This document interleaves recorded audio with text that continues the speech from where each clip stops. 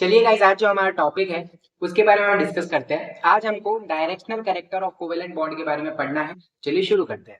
सबसे पहली बात है, covalent bond is directional in nature, यानी जो कोवेलेंट बॉन्ड होता है उस वो डायरेक्शनल होता है, उसके पास में कोई ना कोई डायरेक्शन होती है, डायरेक्शनल इन नेचर होता है। सबसे पहली बात तो यही है कि covalent bond is directional in nature.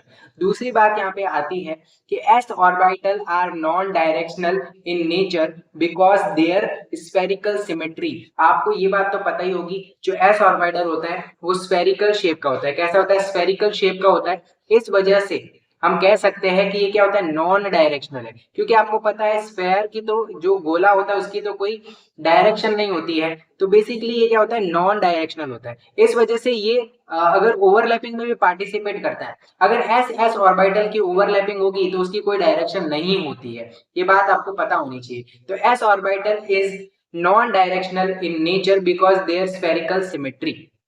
सबसे पहली बात, जो कोवेलेंट बॉन्ड होता है वो डायरेक्शनल नेचर का होता है। दूसरी बात, एस ऑर्बिटल जो होता है वो नॉन डायरेक्शनल इन नेचर होता है। दूसरी बात अपन बात करते हैं कि जो एस एस ओवरलैपिंग से बनने वाला जो बॉन्ड होता है वो नॉन डायरेक्शनल होता है। एस एस ऑर्बिटल की जब ओवरलैपिंग होगी तो उससे जो बॉन्ड बनेगा वो नॉन डायरेक्शनल होगा। उसके बाद हम बात करते हैं तो एस पी ओवरलैपिंग से जो हमारे पास में बॉन्ड बनेगा वो डायरेक्शनल नेचर का होगा। अब ऐसा क्यों? एस तो नॉन डायरेक्शनल होता है लेकिन पी जो होता है वो डंबल शेप का होता है और उसकी कोई ना कोई डायरेक्शन होती है। ठीक है, एस और पी की जब ओवरलैपिंग होती है तो हमारे पास में क्या होता है? डायरेक्शनल बॉन्ड का फॉर्मेशन होता है। एस एस दोनों नॉन डायरेक्शनल है तो बॉन्ड बनेगा तो नॉन डायरेक्शनल बनेगा। एक डायरेक्शनल और एक नॉन डायरेक्शनल है तो हमारे पास में डायरेक्शनल बॉन्ड का फॉर्मेशन होगा। यानी एस एस ओवरलैपिंग से डायरेक्शनल नॉन डायरेक्शनल होती है और एस पी ओवरलैपिंग जो होती है हमारे पास में डायरेक्शनल होती है। उसके बाद में हम बात करते हैं पीपी ओवरलैपिंग से भी हमारे पास में जो बॉन्ड बनता है वो डायरेक्शनल होता है, अपन को पता होना चाहिए। सबसे पहली बात मैंने ये बोली कि जो कोवेलेंट बॉन्ड होता है, जो सहसंयोजक बंध होता है वो कैसा बंध होता है? दिशात्मक बंध होता है, डायरेक्शनल इन नेचर होता है। दूसरी बात मैंने ये बोली कि जो एस ऑर्बिटल होता है वो नॉन डायरेक्शनल होता है। अब पूछेंगे क्यों नॉन डायरेक्शनल होता है? क्योंकि ये स्फेरिकल सिमेट्री का होता है, ये गोलाकार आकृति का होता है। ठीक है, फिर मैंने बात की कि एस एस ओवरलैपिंग से जो बॉन्ड बनता है वो नॉन डायरेक्शनल होता है। ठीक है, एस पी ओवरलैपिंग से जो बॉन्ड बनता है वो डायरेक्शनल होता है। पीपी ओवरलैपिंग से जो बॉन्ड बनता है वो भी डायरेक्शनल होता है। ये बात आपको क्लियर हो गई। तो ये था directional characters of covalent bond. अब हम बात करते हैं that is very important topic जिसका नाम है limitations of valence bond theory. यानी वैलेंस बॉन्ड थ्योरी किस किस बातों को एक्सप्लेन नहीं कर रही है, उन बातों में हम देख लेते हैं क्या क्या चीजें हैं कि वैलेंस बॉन्ड थ्योरी जिसको एक्सप्लेन नहीं कर रही।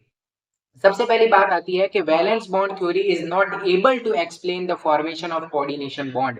यानी कि जो कोऑर्डिनेशन बॉन्ड होता है, जो मेटल और लिगेंड के बीच में जो बॉन्ड बनता है उसको एक्सप्लेन नहीं करती है हमारी वीबीटी। कोऑर्डिनेशन बॉन्ड बेसिकली होता क्या है? मेटल और लिगेंड के बीच में जो बनने वाला बॉन्ड होता है। मेटल क्या करता है? इलेक्ट्रॉन डोनेट करता है। मैं सॉरी, जो लिगेंड होता है वो क्या करता है? इलेक्ट्रॉन डोनेट करता है। जो मेटल होता है वो इलेक्ट्रॉन एक्सेप्ट करता है। उनके बीच में जो बॉन्ड बनता है उसे कोऑर्डिनेशन बॉन्ड या कोऑर्डिनेट बॉन्ड कहा जाता है। तो वैलेंस बॉन्ड थ्योरी इस चीज को एक्सप्लेन नहीं करती है कि कोऑर्डिनेशन बॉन्ड किस तरीके से बनता है। दूसरी चीज वीबीटी एक्सप्लेन क्या नहीं कर रही? वीबीटी जो है paramagnetic behaviour of बी2 and O2 को एक्सप्लेन नहीं कर रही। वीबीटी बोल रही है कि पैरामैग्नेटिक नेचर के बारे में एक्सप्लेन नहीं करी। किसके पैरामैग्नेटिक बिहेवियर को एक्सप्लेन नहीं करती? O2 और N2। अब ये पैरामैग्नेटिक बिहेवियर क्या होता है? पैरामैग्नेटिक का मतलब ये होता है कि जो कि मैग्नेटिक फील्ड को अट्रैक्ट करे वो पैरामैग्नेटिक होता है, और जो नहीं करता है वो डायमैग्नेटिक होता है। तो वीबीटी जो है B2 एंड O2 यानी बोरॉन और ऑक्सीजन, इन दोनों की पैरामैग्नेटिक नेचर को, पैरामैग्नेटिक बिहेवियर को एक्सप्लेन नहीं करती है। ये बात आपको पता होनी चाहिए। तीसरी चीज जो लिमिटेशन है वीबीटी की वो ये है, VBT is not able to explain extra stability of N2 and CO। यानी कि जो नाइट्रोजन होता है, नाइट्रोजन N2 और CO जो हमारे पास में होते हैं वो एक्स्ट्रा स्टेबल होते हैं, उनको वीबीटी एक्सप्लेन नहीं करती। सबसे पहली बात कि कोऑर्डिनेशन बॉन्ड कैसे बनता है उसको भी वीबीटी एक्सप्लेन नहीं करती। Paramagnetic behaviour of B2 and O2 को भी एक्सप्लेन नहीं करती, और वीबीटी जो है extra stability of N2 and CO को भी एक्सप्लेन नहीं करती है। ये बात आपको पता होनी चाहिए। ठीक है, चौथा वीबीटी का जो हमारे पास में लिमिटेशन है उसको देख लेते हैं। तो चौथा लिमिटेशन है, it does not explain the bonding in odd electron, यानी जो ऑड इलेक्ट्रॉन स्पीसीज होती है, मतलब जिसमें number of electron odd number में हो, विषम संख्या के अंदर हो, विषम संख्या के अंदर हो, उनके अंदर बॉन्डिंग किस तरीके से होती है, वो वैलेंस बॉन्ड थ्योरी, संयोजकता बंध सिद्धांत एक्सप्लेन नहीं कर सकता। ठीक है, जो ऑड इलेक्ट्रॉन स्पीसीज होती है उसके अंदर बॉन्डिंग किस तरीके से, ऑड इलेक्ट्रॉन स्पीसीज जैसे for example O2 negative, NO, H2 negative, H2 positive, ये क्या होती है, ऑड इलेक्ट्रॉन स्पीसीज होती है। जैसे कि ऑक्सीजन O2 नेगेटिव है तो ऑक्सीजन का एटॉमिक नंबर 8 होता है, तो दो ऑक्सीजन है तो 8 और 8 60, और एक नेगेटिव चार्ज यानी 70 क्या है, ऑड इलेक्ट्रॉन है। इसका मतलब ये क्या है, ऑड इलेक्ट्रॉन स्पीसीज के एग्जांपल लिखे हुए हैं। तो जो VBT है वो ऑड इलेक्ट्रॉन स्पीसीज के अंदर बॉन्डिंग को एक्सप्लेन नहीं करता है, ये बात आपको क्लियर होनी चाहिए।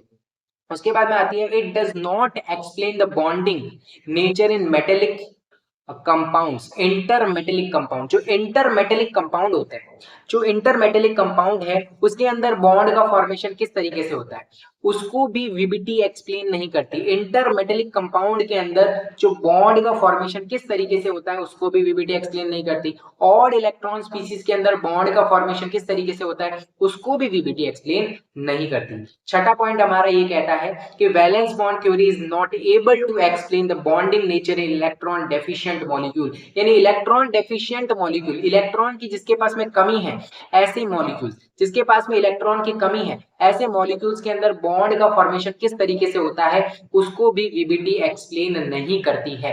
ठीक है, that is the sixth limitation of VBT। ठीक है, तो जो seventh limitation and last limitation है बट नॉट लीस्ट लिमिटेशन है वो हमारे पास में है, this theory does not give the information about the percentage of ionic character in covalent bond, यानी जो वैलेंस बॉन्ड थ्योरी है वो कोवेलेंट बॉन्ड के अंदर आयनिक परसेंटेज के बारे में कोई भी इंफॉर्मेशन नहीं देती कि आयनिक परसेंटेज इसमें कितना होता है, क्या होता है, उसके बारे में कोई भी जानकारी जो है वैलेंस बॉन्ड थ्योरी अपन को नहीं देती है। तो हमने यहाँ पे 7 पोस्टुलेट्स पढ़े थे, उसी तरीके से हमने VBT की 7 लिमिटेशंस को भी देखा कि इलेक्ट्रॉन डेफिशिएंट जो मॉलिक्यूल्स होती है उसमें बॉन्डिंग को नहीं समझाती, और इलेक्ट्रॉन स्पीसीज के अंदर बॉन्डिंग को नहीं समझाती, इंटर मेटेलिक कंपाउंड्स के अंदर बॉन्डिंग को नहीं समझाती, ये B2 और O2 के पैरामैग्नेटिक बिहेवियर को एक्सप्लेन नहीं करती। ठीक है, ये N2 और CO के एक्स्ट्रा स्टेबिलिटी को एक्सप्लेन नहीं करती है। इस तरीके से ये VBT जो है उसमें 7 लिमिटेशंस के बारे में हमने आज डिस्कस किया है। वीडियो पसंद आया है तो लाइक कर दीजिए, चैनल को सब्सक्राइब कर दीजिए। मिलते हैं जल्दी ही नेक्स्ट वीडियो के अंदर। Thank you so much for watching, bye.